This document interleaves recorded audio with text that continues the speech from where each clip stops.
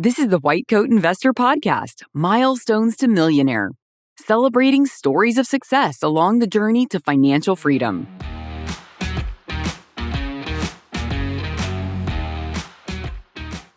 This is Milestones to Millionaire Podcast number 217. Ophthalmologist overcomes financial mistakes. With Weatherby Healthcare, you choose your own healthcare career path. Our locums experts then support you every step of the way, helping you find the right opportunities at the right time. We understand your professional and personal goals and are experts at helping you achieve them. Let's keep your career interesting with new locations and settings and diverse patients and cases. And just as importantly, let's make sure you get more time for your hobbies or to just relax. We'll help you find that balance with more jobs and more locations. Weatherby gets you where you want to go. whitecoatinvestor.com/Weatherby to learn more. All right, it's survey time. Okay, we really need people to fill out the WCI survey. Not because we get paid for it or something, but because we need the information. We need to be able to know how best to serve you, what we're doing right, what we're doing wrong, what more we can do. And the way we get that every year is by this survey. If you go to whitecoatinvestor.com/WCI survey, you can fill that out. It'll only take a few minutes. It's open until May 6th, but it really does help us to serve you better. So much so that we bribe you to fill it out. We're going to give away a whole bunch of t-shirts. We're going to give away 5 free online courses. The way you enter the contest is just by filling out the survey. That's all there is to it. Okay. We're not going to publish your information somewhere in any way other than all of it aggregated, but it does help us to serve you better. So thank you so much. Those of you who've already filled it out, those of you who have not, please, whitecoatinvestor.com/WCI survey. All right, we've got a great interview today. I think you're really going to love it. It's a new milestone we've never done before. But stick around afterward. I'm going to talk for a little bit about the importance of career longevity. Our guest today on the Milestones to Millionaire podcast is Bradley. Bradley, welcome to the podcast. Thank you. Thanks for having me here. Let's start out by introducing you a little bit to the audience. Tell us what you do for a living, how far you are out of training, and what part of the country you're in. So I am an oculoplastic surgeon, and I'm about almost 9 years out of training, practicing in the Appalachian region. I'm actually in West Virginia. Okay, very cool. Now, this milestone we're celebrating today is a little bit unusual. In your application, you called it getting back on track.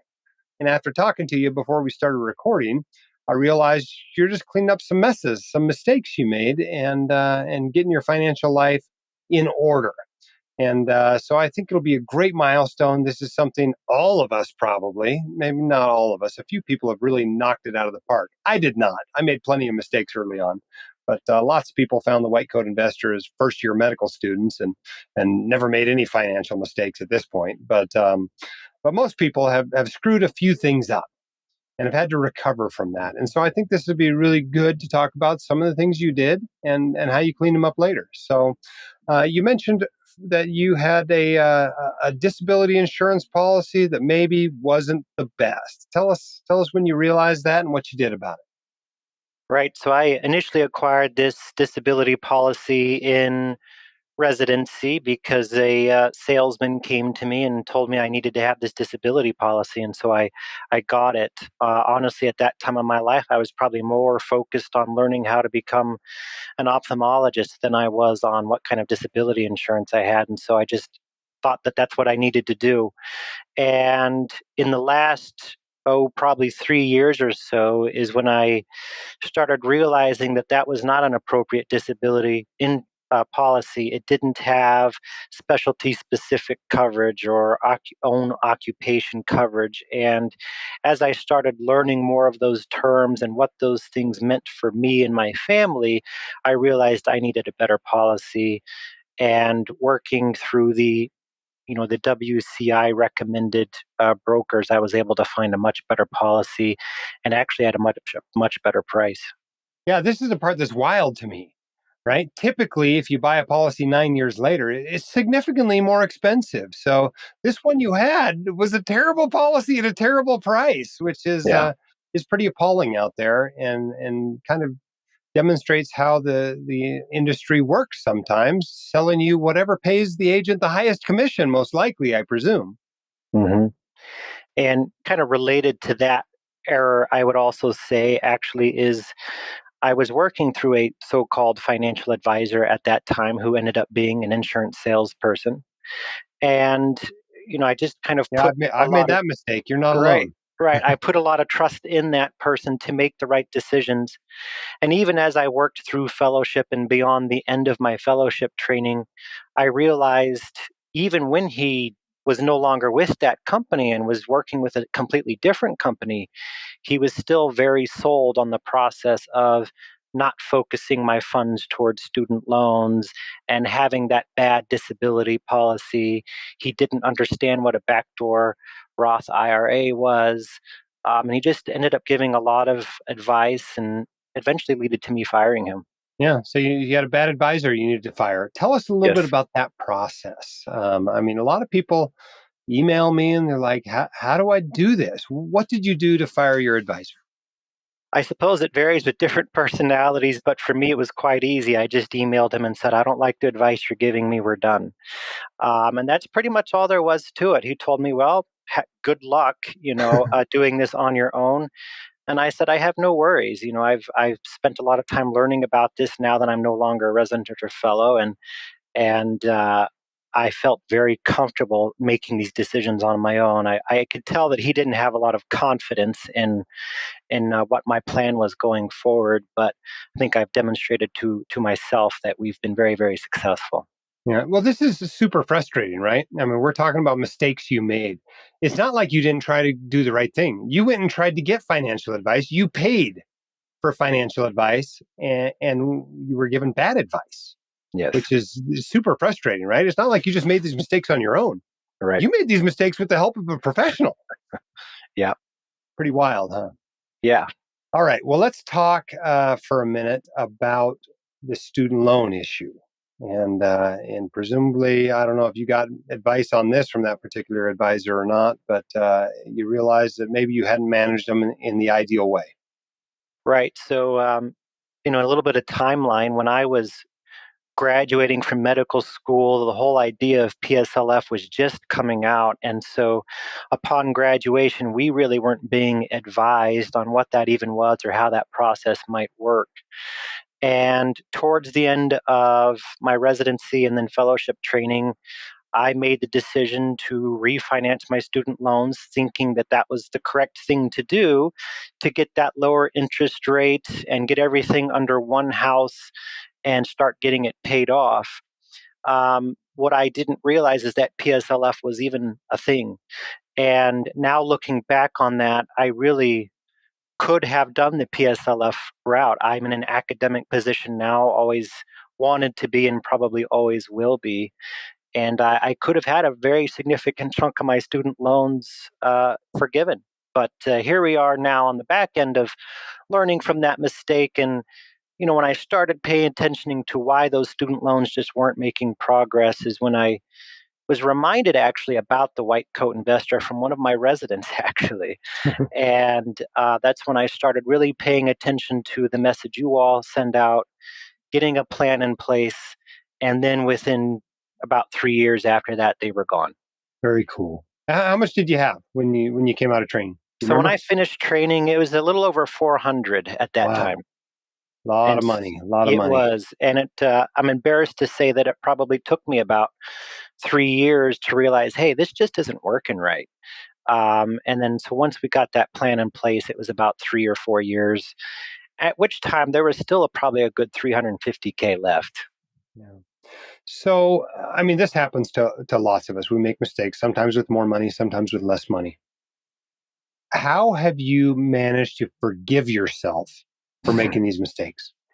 That's an excellent question. I would say that when I reflect back on those years, I'm still happy to say that there were a lot of things we could have done that we didn't do.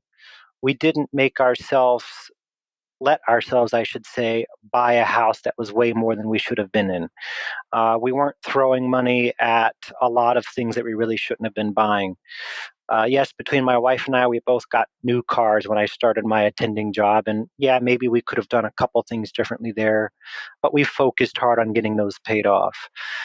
We focused hard on getting all of our credit card debt gone, long before I actually tackled the student loans really hard. And so I think we made a lot of smaller, good decisions along the way that when it came time to start paying attention to everything that was going on and driving the ship myself, making those other decisions, sacrifices, plans was actually fairly easy to do.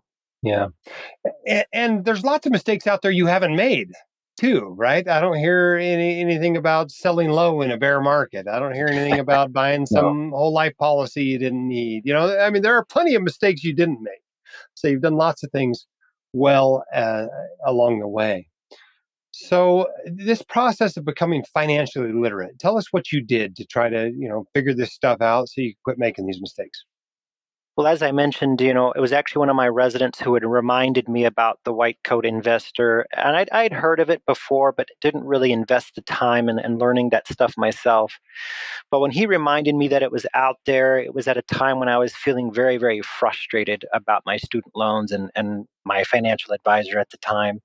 And so I started listening to the podcasts and reading the articles, and I realized for those of us in healthcare, we already have the mindset of taking care of things and getting results.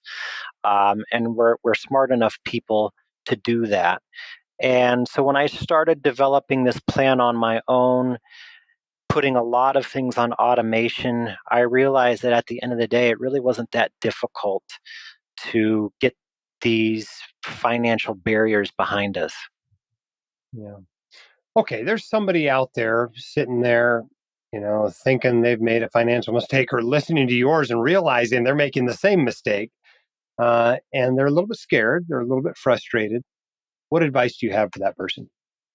I think the big thing is it's paying attention to what's going on. I grew up in a household where we didn't talk about money, and even though I was taught to be fairly independent, which helped me a lot along the way, there was not a good discussion around money. So I think the big thing is really paying attention. And now that I'm on the other end of that, I do my best to pay it forward with my own residents, and I give them financial lectures a few times throughout the year. And even my own family members, my kids, I teach them financial lessons in the same fashion that I think a lot of young people learn today, which is in the form of micro learning. They're scrolling through things on their phone. So about once a week, I give them a 5 or 10 minute financial lesson on something that I think is very important for them to learn. And that's an ongoing curriculum that goes on for probably a few years. It's going to take. So it's like I said, it's all about paying attention and then also paying it forward where you can. Yeah, and you learn it better as you have to teach it too. Of course, The absolutely. gaps in your fund of knowledge are exposed, and you realize you got to go fill those. Well, Right. very cool. Well, congratulations to you on the success you've had. What's your next financial goal? The next financial goal I think is to hit that that true millionaire milestone. In the last few years, alongside paying off all those student loans, we were actually able to get our emergency fund up. We got all of our investments. We have 500,000 invested easily over that same period of time. And so I have no doubt that in the next few years, we'll also reach that next milestone. Cool. Well, congratulations. I'm sure you will. And thank you so much for being willing to come onto the Milestones podcast and share your successes and your challenges and inspire others to do the same. And thank you. Of course, we owe you a big thank you for all of you and your fellow posters' guidance. One of the things that helped reinvigorate me was one of your columnists, Josh Daly, was actually a medical school friend of mine. And even though we kind of lost touch after medical school, hearing him on your podcast and seeing his posts actually inspired me to reach back out to him and get even more involved myself. Very cool. I just read his next column this morning in a content meeting, so I'm sure you'll like that when it comes out soon as well. I look Thank you. forward to it. Thank you so much. Thank you. All right. I hope you enjoyed that interview. It was hard to know what to call that milestone, but I thought it was well worth talking about. It's such a common situation. I mean, I feel terrible about the $400,000 in student loans that could have been PSLF'd, right? I mean, that is just heartbreaking. It would have been even more heartbreaking, though, if he had become disabled with a crummy policy that wasn't going to pay him. or if he developed some sort of medical condition in the intervening years such that he couldn't get another policy. And of course, the issue with getting bad financial advice is so common out there because 95% of those who call themselves financial advisors are really just product salespeople. And so these are all mistakes that are frequently made by white coat investors. If you have made one, don't beat yourself up, right? I made two of the three. Plus, I bought a whole life policy that was totally inappropriate for me. I've made all kinds of financial mistakes. The point is, recognize it when you've made one. It's water under the bridge. Make a plan and move forward. And don't beat yourself up about it, right? Were you expecting perfection in the way you managed your finances over the course of your life? Of course not. You don't expect that in anybody else. Don't expect it in yourself. All right, at the top of the podcast, I mentioned I was going to talk for a few minutes about the importance of career longevity. The truth is, the biggest threat to your career, the biggest threat to your ability to earn money, the biggest threat to your finances is not disability. It's not bear markets. Okay? It's not even poor management of your student loans. The biggest threat is burnout. Okay? If you look at the surveys, depends on the survey, but anywhere between 40% and 63%, depending on specialty, of doctors have burnout significantly affecting their life. And it's common in other professions as well. This isn't just a doctor-specific thing by any means. But when you invested your 20s in learning how to create this high income, it's valuable. And you got to do what you can to protect it.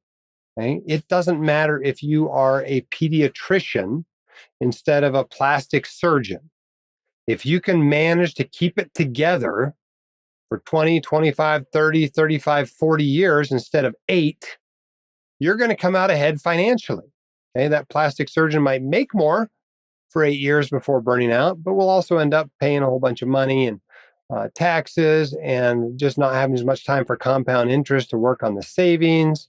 And the truth is, earnings over many years can really add up. So the key is to keep you in the game. So every time you make a career decision, you ought to be asking yourself, am I optimizing for career longevity? Is this decision going to make it more likely for me to be practicing in 5 or 10 or 15 years than if I do the other thing, right? So when you're trying to decide how many shifts to work, how many patients per hour to see, or what employer to work for, or, what type of procedures to do, or all these questions that come up during our careers, optimize for career longevity. If you're in a group of private practice docs and a big decision comes in front of the group, don't necessarily just ask yourselves what's going to make us the most money. Don't necessarily just ask yourself what's best for patients, because what's best for patients a lot of times in your town is you staying in the game, right? Talk to patients about their frustrations. Yes, a lot of them mention the high cost of healthcare, but more frequently, it's access to care. They can't get in to see a neurologist or a rheumatologist or whatever for 4 months. And they want to be seen that week, right? Access to care. And how do we maintain access to care? We keep doctors in the game, right? Career longevity. Keep them from burning out. Keep them being able to practice. So they still want to practice even when they're financially independent, right? So they're not looking for side gigs to get out of medicine and build a real estate empire in 4 years and punch out. We want people to be able to stay in the profession, enjoy what they're doing, be good at it. Because I truly believe doctors with their financial ducks in a row are better physicians, parents, and partners, really. But we got to keep people in the game. Okay, so be careful when you make those decisions. Do the things that are going to allow you to continue to practice. It's not just good for the patients. It's not just good for your well-being. It is also good for your finances, right? More contributions to Social Security, more time till you got to start taking Social Security, more time for compound interest to work. You can spread the taxes out over a longer period of time. You can have more money you've earned that you can contribute to retirement accounts and invest in other ways, right? It just all works out much, much better if you can stay in the game. So optimize for career longevity. With Weatherby Healthcare, you choose your own healthcare career path. Our locums experts then support you every step of the way, helping you find the right opportunities at the right times. We understand your professional and personal goals and are experts at helping you achieve them. Let's keep your career interesting with new locations and settings and diverse patients and cases. And just as importantly, let's make sure you get more free time for your hobbies or to just relax. We'll help you find that balance with more jobs and more locations Weatherby gets you where you want to go. Learn more at whitecoatinvestor.com/Weatherby. All right, we've come to the end of another great episode of the Milestones to Millionaire podcast. You can be on this episode. We'd love to have you on the episode. I want to celebrate your successes and use them to inspire others to do the same. Apply at whitecoatinvestor.com/milestones. Keep your head up, shoulders back. We'll see you next time on the Milestones to Millionaire podcast. The hosts of The White Coat Investor are not licensed accountants, attorneys, or financial advisors. This podcast is for your entertainment and information only. It should not be considered professional or personalized financial advice. You should consult the appropriate professional for specific advice relating to your situation.